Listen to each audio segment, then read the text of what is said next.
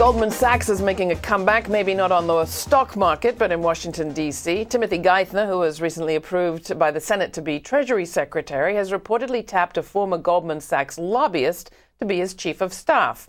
Now, it should hardly come as a surprise that a disciple of Henry Paulson, a former Goldman Sachs executive himself, would look to a fellow insider to serve as his point person. But what about President Obama's pledge to limit the influence of lobbyists? He said that if lobbyists work for him, they won't work on the areas they've lobbied on. But how will that work out for Patterson?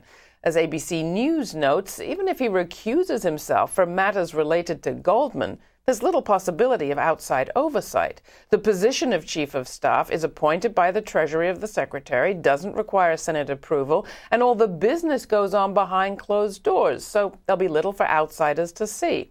What we do know is that Goldman Sachs executives had a seat at the table loosening the regulation of finance under the Clinton administration, and they've had a seat at the table ever since the whole bailout business began. The firm, which has its own political action committee and dispersed well over $1 million to congressional candidates in 2008, was an early and large recipient of TARP funding so far. Now it's hard to think of one single solitary reason why that might change now.